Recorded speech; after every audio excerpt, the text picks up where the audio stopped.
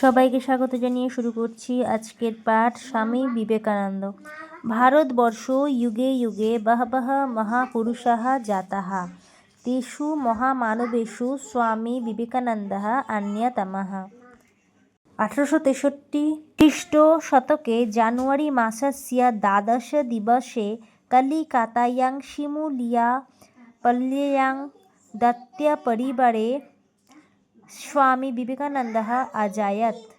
तस्य पितुर्नाम विश्वनाथः दत्तः, मातुर्नाम च भुवनेश्वरी देवी।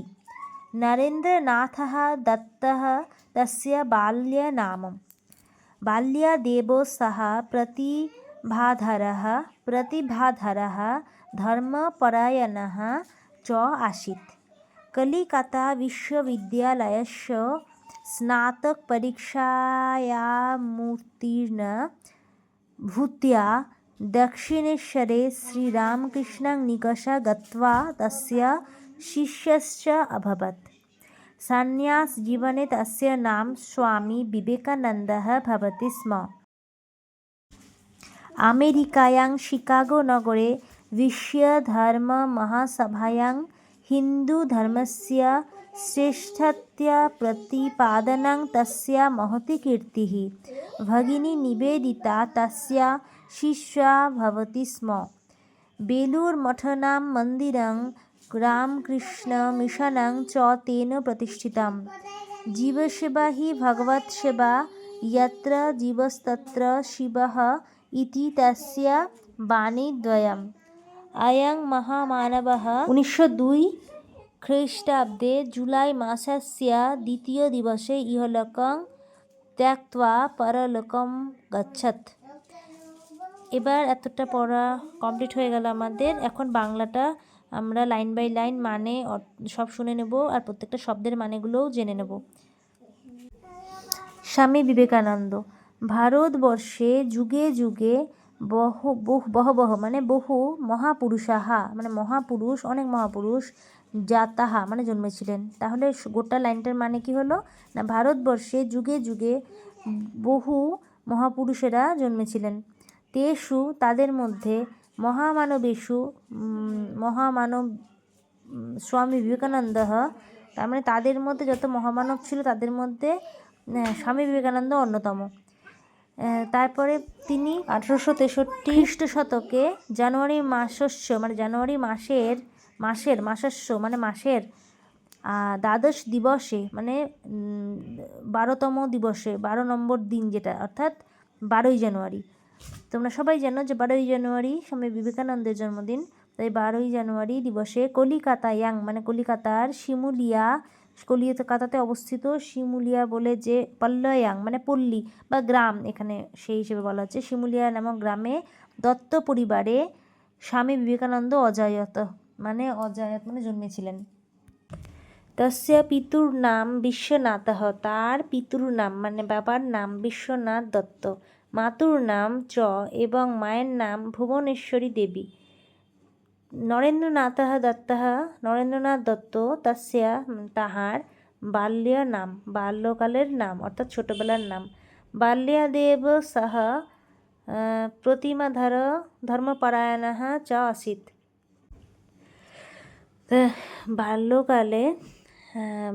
বাল্যকালের দিনে, দেব বলতে বাল্যকালে ছোটোবেলাতে, সা প্রতিভাধর ছিলেন এবং ধর্মপরায়ণ মানে ধর্মের ভক্তি ছিল, ধর্মকথা বা ধর্মকে তিনি ভালোবাসতেন।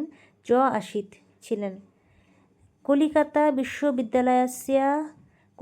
বিশ্ববিদ্যালয়ের স্নাতক পরীক্ষায়ামুত্তীর্ণা ভূত্বা, কলিকাতা বিশ্ববিদ্যালয়ের স্নাতক পরীক্ষায় উত্তীর্ণ হয়ে দক্ষিণেশ্বরে শ্রীরামকৃষ্ণনিকষা গত্বা, উত্তীর্ণ হয়ে মানে পাশ করার পরে তিনি দক্ষিণেশ্বরে রামকৃষ্ণ দেবের কাছে নিকষে মানে নিকটে গত্বা মানে গিয়েছিলেন। তস্য শিষ্যশ্চ অভবৎ, তার শিষ্য হয়েছিলেন।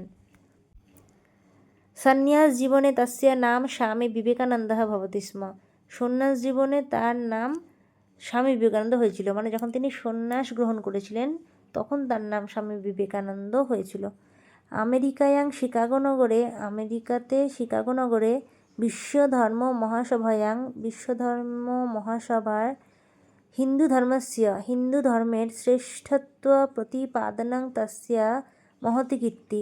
হিন্দু ধর্মের যে শ্রেষ্ঠত্ব সম্পর্কে যে প্রতিপাদন হয়েছিল, উনি যে একটা বক্তব্য রেখেছিলেন হিন্দু ধর্মের শ্রেষ্ঠত্বের যে দিকগুলো সেগুলো তুলে ধরে যে তিনি প্রতিবেদন রেখেছিলেন, সেইটা তার মহতি কীর্তি, তার বিরাট বড় কীর্তিগুলোর মধ্যে ওটা একটা আর কি বিরাট বড় কাজ বা কীর্তি। ভগিনী নিবেদিতা তস্যা শিষ্যা ভবতি স্ম, ভগিনী নিবেদিতা তার শিষ্য হয়েছিলেন।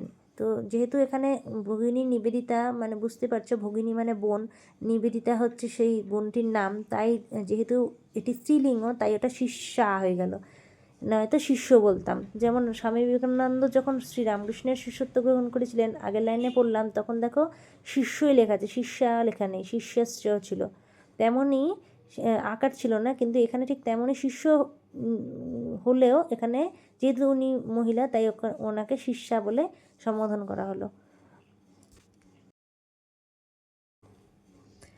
বেলুর মঠনাম মন্দিরাং রামকৃষ্ণ মিশনাং চ তেন প্রতিষ্ঠিতাম।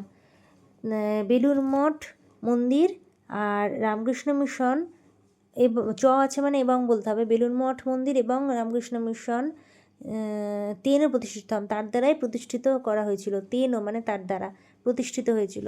জীবের সেবা হি ভগবত সেবা, জীবের সেবাই শিব, ভগবত সেবা মানে ভগবানের সেবা, বা জীব সেবাই শিব সেবা যেটা আমরা বলি, ওই যে কথাটা। আর যত্র জীবস্তত্র শিবঃ, মানে যেখানে জীবন, যেখানে জীব সেখানে শিব। ইতি তাস্যা বাণীদ্বয়ম, এই দুটো কথা কিন্তু তারই, এই দুটো বাণী তারই এর মুখ থেকে প্রথম আমরা জানতে পারি। অয়ং মহামানবঃ 1902 খ্রিস্টাব্দে জুলাই মাসস্য দ্বিতীয় দিবসে, এই মহামানব খ্রিস্টাব্দে জুলাই মাসের দ্বিতীয় দিনে অর্থাৎ 2রা জুলাই ইহলোকং ত্যক্ত্বা পরলোকম গচ্ছেৎ, মানে ইহলোক ত্যাগ করে পরলোকে গমন করেন, অর্থাৎ তার মৃত্যু হয়। এই ছিল আজকে স্বামী বিবেকানন্দের যে গল্পটি, সম্পূর্ণ লাইন বাই লাইন মানে তোমাদেরকে আমি শিখিয়ে দিলাম। এই বইটি যদি তোমাদের থেকে থাকে তাহলে তোমরা অবশ্যই লাইক করবে, তাহলে এই বইয়ের আরও যেসব কবিতা বা গল্পগুলো আমি পরপর পড়াবো সেগুলো তোমরা পেয়ে যাবে। আর লাইক না করলে হয়তো এক সময়তে হারিয়ে যাবে, পরপর তোমরা আর পাবে না। তো সেই জন্যই তোমাদের সুবিধার্থে এটা লাইক করে রাখো। আর এতক্ষণ আমার সাথে থাকার জন্য সবাইকে অনেক অনেক ধন্যবাদ। যারা নতুন সংস্কৃত শিখছেন তারাও এই গল্পগুলো শুনতে থাকুন, আপনাদেরও কাজে আসবে।